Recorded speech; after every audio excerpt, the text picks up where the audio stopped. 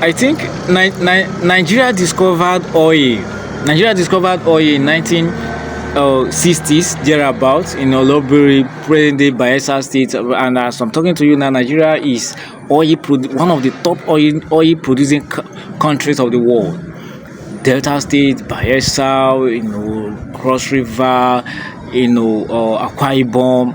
Nigeria is, apart from oil, Nigeria is inundated and cascaded with various mineral resources, both human and mineral resources all over the world. Now, if you check this image, now this is the image of Burj Khalifa, present day Dubai, and you look at that image. Now, that image, that is the picture of Burj Khalifa of 2004. Now, between 2004 to present day.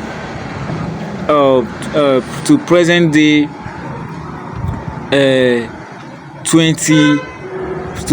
2025.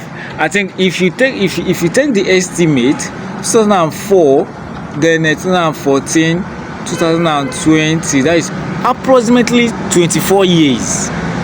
Just within 24 years, while Dubai was busy progressing, Nigeria was busy retrogressing.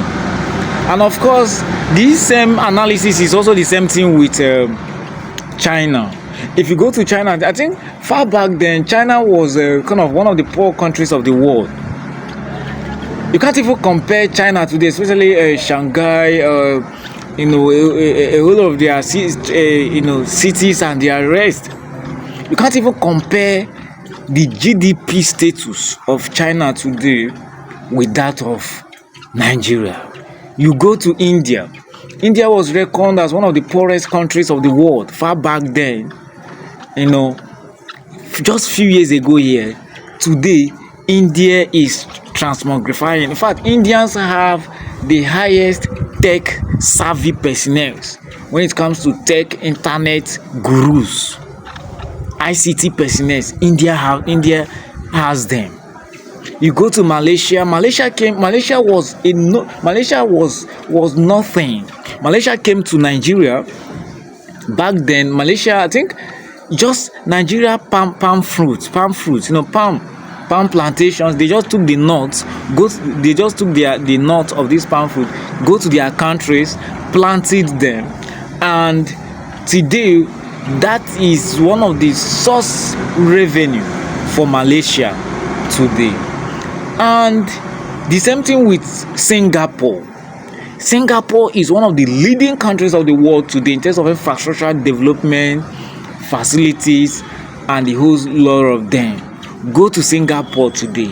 You can't even, in fact, Nigeria can't even equate whether Malaysia, Singapore, China, India, just name it. Ghana today. Ghana today have stable electricity. I think far back in the 80s, before the Ghana must go mantra, Ghana and Nigeria, majority of them, their occupation was shoe bucklers, shoemakers, and the rest.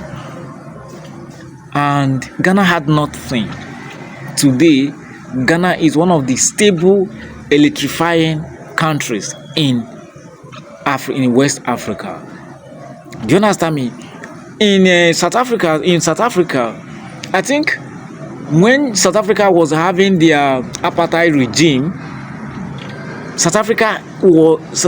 Nigeria played a big brother role to South Africa, rescue them from the shackles of apartheid regime mantra and the whole lot of them.